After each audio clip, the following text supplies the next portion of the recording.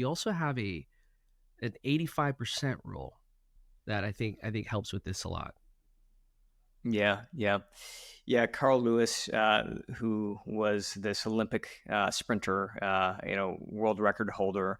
Um, what they would find about Carl Lewis is that he would run very differently than the other sprinters, meaning that there was a pretty much a general rule that if you weren't sort of at the top of the pack by halfway through the sprint, you had a very low shot of finishing first place.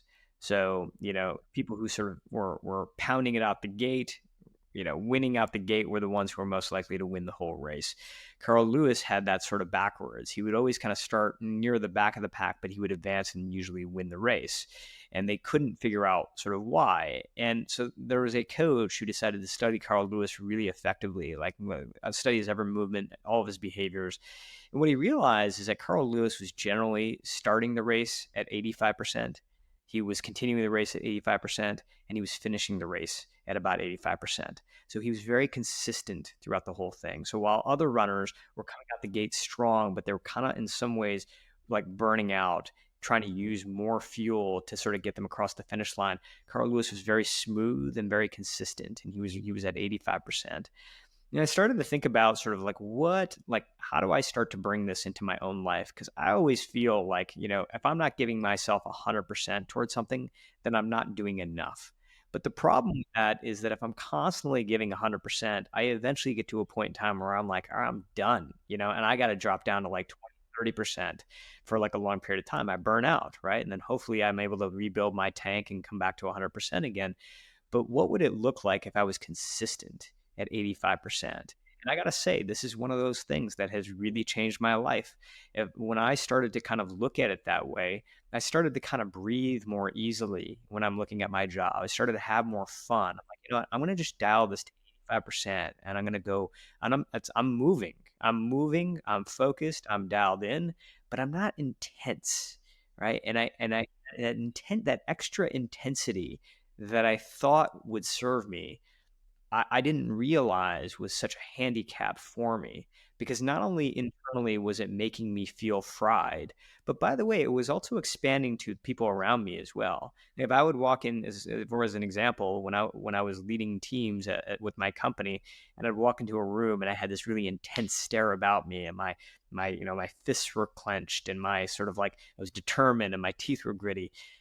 That's not necessarily a creative environment to be part of, right? That's right. It might be a driven environment to be part of, but that only lasts so long.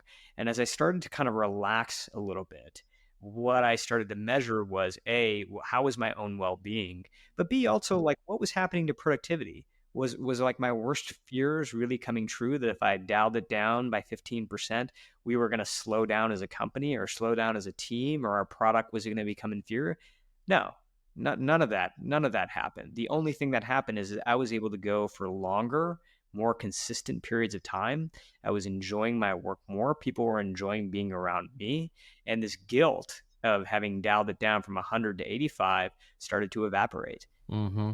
Oh, that's so good because it when you think of the number 85 out of 100%, I think most of us can conceptually give ourselves the permission to kind of stop there and understand that it's optimal as long as we can maintain that consistency. So there's a lot of freedom in that, you know. So I much. actually remember my for my bachelor trip we hiked Half Dome, and I had, and there's a dozen of us, right? So you have all different styles of hiker. You've got people who train, people who didn't train at all.